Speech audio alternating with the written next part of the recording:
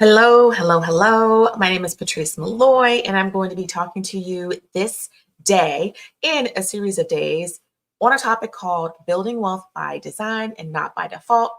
This is episode 1 of the series, and this is going to be discussing the topic of what are we tolerating? Now, when I say what are we tolerating or what are the tolerations in our life, in our business, I'm talking about things like for your personal life. Are you dealing with friends who don't understand that you are a business owner, you're a CEO, you're an investor, or you're a corporate change maker, and you have a very heavy schedule?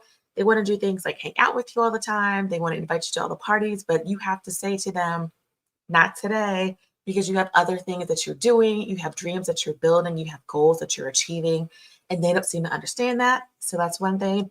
Or particularly, or maybe you have, a relationship that you're dealing with, like a spouse or a significant other, and they're constantly asking you why you work so many hours or why you work so hard, and you're not spending time with them, and you have to let them know that you too are building dreams, you are achieving things that you are looking to achieve, that you have on your checklist if it is, or if you're mission driven, and they may not understand that either. Some other things to consider are on the business side. What am I tolerating in my business? Am I making the money that I desire to make based on my experience, my expertise, the transformation, the Google reviews, the social proof, all the things? Or maybe I have those things, but maybe I don't have the salary that I'd like to pay myself, right? Based on my experience and expertise and the transformation that I create. Or maybe you wanted to bring on full-time employees, but you're currently working with contractors because you're not comfortable enough to say, I've got enough liquid cash, or you don't know that you have enough liquid cash to bring them on to support you and to help you grow and scale your business. So these are questions that I'd like for you to ask yourself. I've had to ask them to myself as well. So this would be the point where I would invite you to get some pen and paper. I'd ask for you to start thinking about these kinds of questions and see where it is for you. Where is it resonating? Where is it landing? Are you feeling like you're not ready for this? Are you feeling like you don't have the answers to these questions and you'd like to get those? So I really would like for you to start thinking about that. Like I said, get that pen and paper, get that pencil and paper, get out your iPhone and your notebook or whatever it is that you take notes on, and then really dive deeply into this, right? So I've asked for you to be vulnerable. I'd ask for you to be transparent and honest with yourself, because we need to have a starting point, right? We need to understand where we're going, but you can't understand where you're going if you don't know where you're starting. So that's why I ask you to do that. So that's the first thing. So this is a self-reflectment assessment. Again, it's called the toleration. So what are we tolerating that should not be a part of our lives that's keeping us from making millions? Right? So that's the first thing I'd like for you to do. And by the way, if you're new to me, my name, like I said, is Patrice Malloy. I am the founder and CEO of Malloy Management Group. We are a boutique financial advisory and consulting firm that helps our clients make, master, and multiply money so that they can create millions at hyper speed and build an unapologetic and unshakable financial legacy. So thank you for joining me. We're going to be discussing some serious things during the series, and it's all about building wealth. It's all about having the lifestyle that you desire. It's all about being able to put a plan in place and a foundation in place and a blueprint in place to help you create the impact that you desire. And to not only leave a legacy for your future children or your children's children or their children, etc. I personally want to create dynastic wealth, right? So I want people 10 generations from now knowing my name and thanking me because of what was set up for them. The opportunities that they'll be able to leverage, the things that they'll be able to do, the transformation and impact that they'll be able to create in this world. So that's just my personal sidebar to that. But yes, what is it that you want to do? You know, a lot of times in business, we are doing the day-to-day things, we're grinding to get to a certain revenue level, and we forget about all the other things that are involved in the businesses, right? We forget about our reason why, our core values, the mission of the business, because we're so just inundated with all the work and all the things that it takes to get to those revenue levels that we're coveting. And most times, once you get to that revenue level, it's like, okay, what's next, right? Because you realize that a lot of times it's not what you thought it was.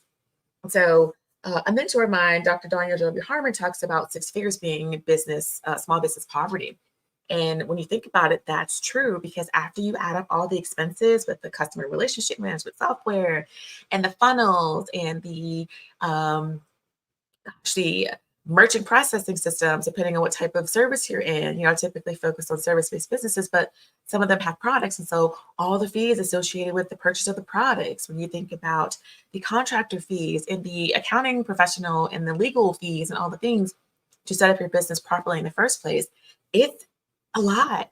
And a lot of times it doesn't leave you with a lot of room for profit. And when you think about it, if your business is not profiting, it's more like a hobby, right?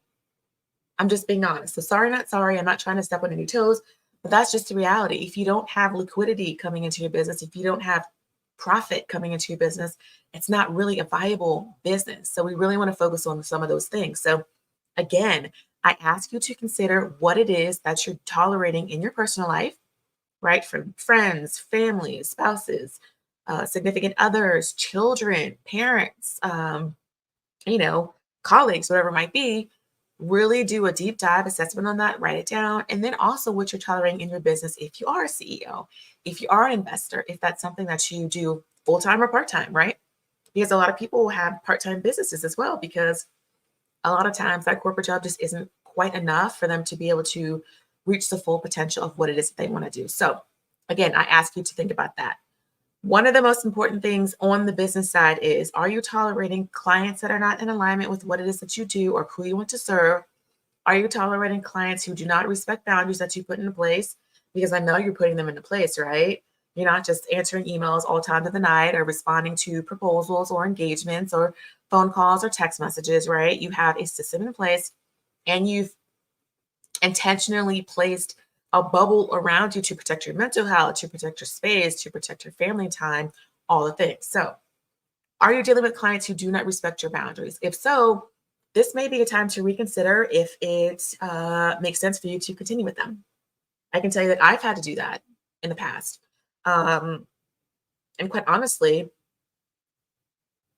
I believe that I am doing better and I feel better as a result of that, right? It's very challenging to want to do a great job for somebody and you believe that you can create transformation, but anytime you see their email come across your desk or they try to text you, you start to be like, oh my God, right? So you don't want that. And by no means am I bashing clients, but I'm saying in any type of relationship or any type of scenario, when you have like this just kind of like tense feeling or like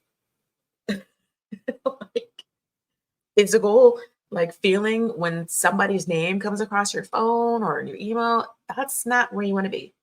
So just a little sidebar because mental health is very important. So thinking about those things. Are you paying yourself enough? Because it's very hard to continue in business if you're not able to pay yourself.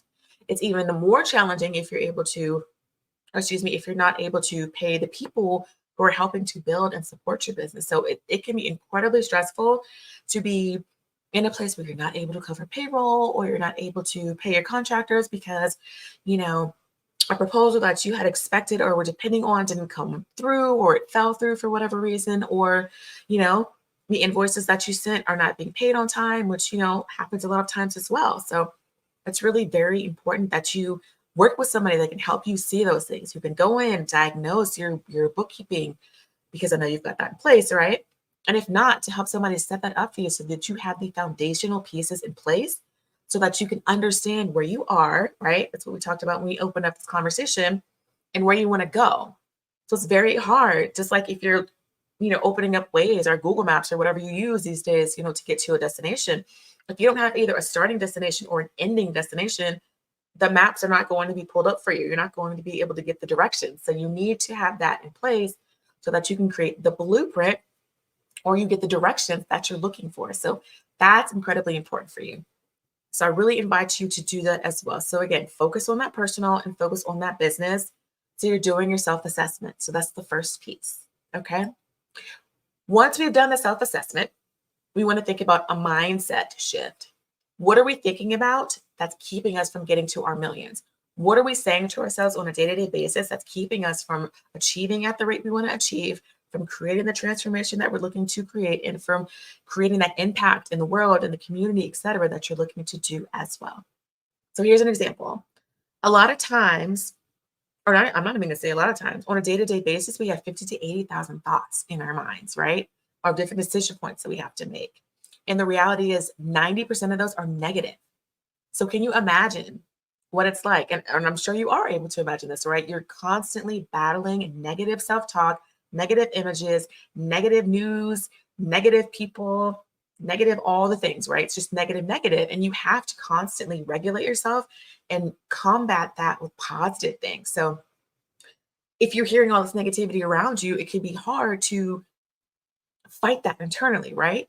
Because at some point you're like, oh, well, maybe what they're saying is true, or maybe I'm not as awesome as I thought it was, or maybe the reason that proposal fell through was because they didn't trust me, or maybe the reason why I didn't get an extension on a contract is because I didn't perform at the level they expected, despite, giving an arm and a leg and a lung, et cetera, right? So it's those things.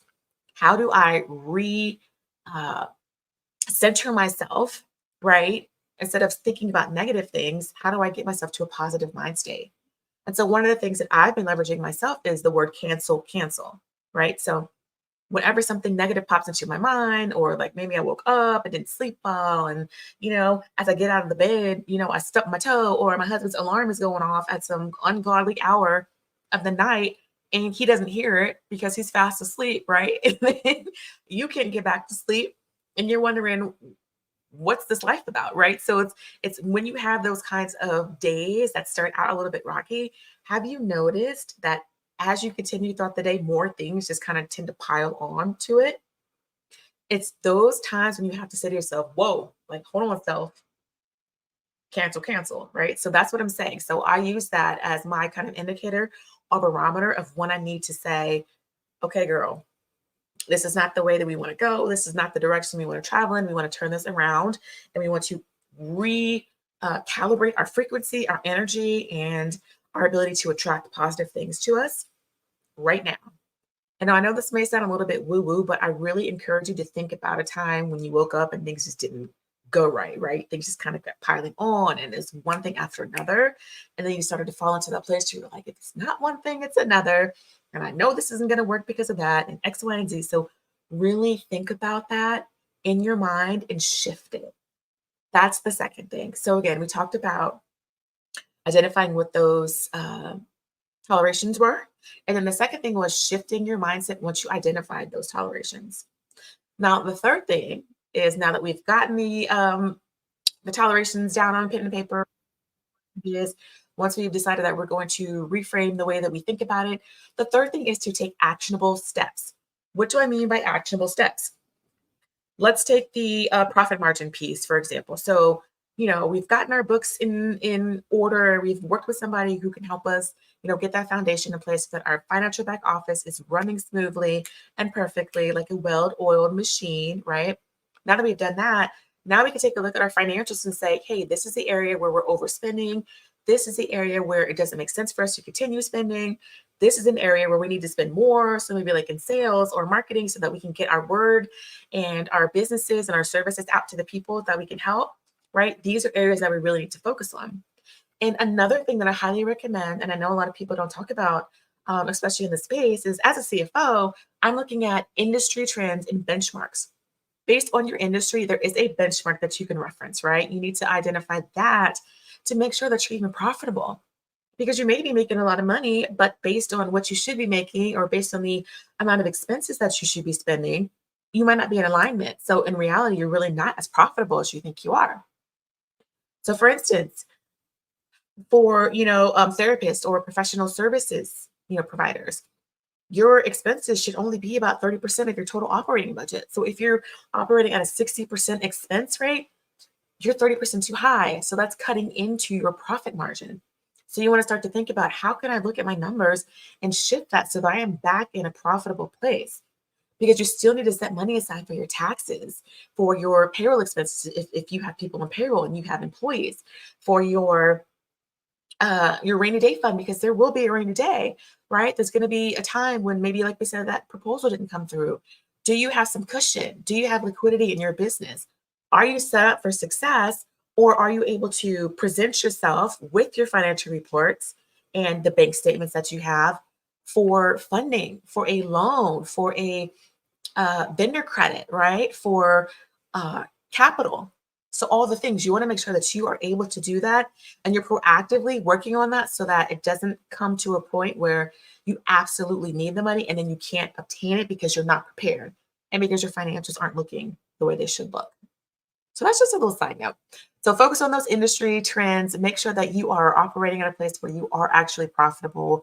You're able to pay yourself, you're able to pay your employees and your contractors, and you're still able to have a cushion in the event that something happens that is unexpected because it will happen. Okay. So that's the third thing. So it is those actionable strategies. And I'm just gonna, put my little 2 cents in here. If this is something that you're looking for support in, I would love to help you. I'd love to have a conversation with you to see if it makes sense for us to work together, if our goals align, if what it is that I do aligns with what it is that you're looking to accomplish and achieve. I'd love to do that. So make sure that you send me a direct message and let me know that, and we can go ahead and hop on a call and kind of get started. So just going to throw that out. Okay, so let's get back to what we're talking about. So again, the first one was the tolerations. The second one was the mindset shift. Our third point was actionable strategies. So again, once we've identified all those things, what are we going to put into place? What are we going to act upon? How are we going to move to change our situation?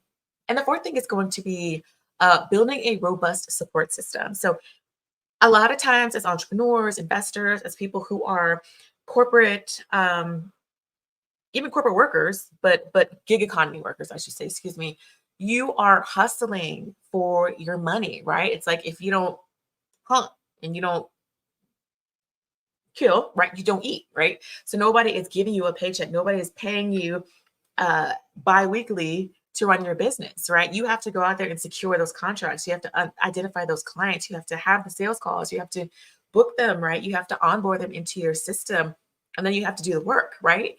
And that's a lot of work sometimes. So it's very important that you have a support system.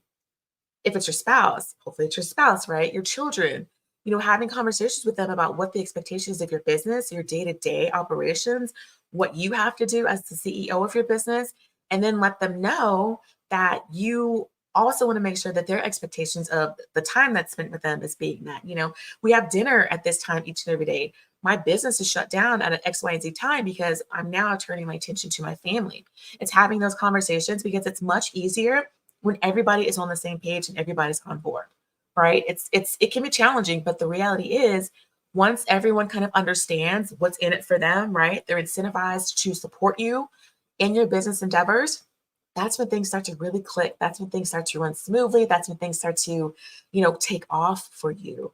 And you're able to really bask in the glow and the just amazingness of what's happening in your business and for you and for your family because they are a byproduct of what you are doing in your business, right? So more money in the business means more opportunity for us to go on trips if that's what you do, if travel is your thing, or to maybe go and volunteer or to create, entrepreneurial centers for people who are looking to get into business or do the things that you really enjoy that are important to you as far as your mission goes, right?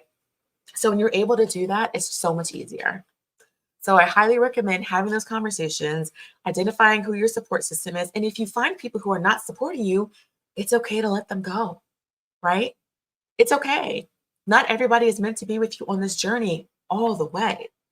Some of them are just, stops, they're seasons, they're not lifetime companions on this journey, and that's okay. Sometimes we have to meet people where they are, and sometimes we also have to drop them off where we need them to be dropped off. So no shade, but you know, it's already challenging enough to build a business. And when people are constantly in your ear talking about what you don't do for them or how you've changed or, you know, you have forgotten about the little people, that does something to your spirit and your psyche and it lowers your energy, it lowers your vibration, and it impacts how you call in money and abundance and wealth into your system, right? And we don't want to do that because we're here to make, master, and multiply the money and the wealth and the abundance. We're not here to reduce it. So be very mindful of that. And I'm very serious when I say that. You really want to consider who it is that is in your ear saying, congratulations, good job. I'm so proud of you. And then who might be in the other ear saying, you don't do this for me. Now that you're too big, you can't hang out with me or spend time, or you got all this money and now I want a handout. Okay. I'm just saying. So, so I'm going to wrap this up. Those are the four things. So again, it's that toleration, it's the mindset shift, it's the actionable steps, and then the last thing that we had, it was that robust support system. So having those people in your corner who can support you, who will rally around you when things get challenging, because they will, right? And those who can really appreciate what it is that you're doing to be able to build that financial legacy, so that your children's children are able to have opportunities and experiences and be able to do the things that maybe you never could, right? And that our ancestors that came before us weren't able to do, right? It's standing on the shoulders of those giants so that we can do more, we can create more impact, and we can shake this world up. So that's that. Ladies and gents, we are building wealth by design and not by default. In this, it was the first episode. What are we tolerating? As I stated, I would love to chat with you. I would love to have a further conversation. Shoot me a DM, a direct message, and let me know that you'd like to get in a call and discuss your current financial situation so that we can get to that next level. Until next time, have a fantastic day, and we'll talk soon. Bye bye.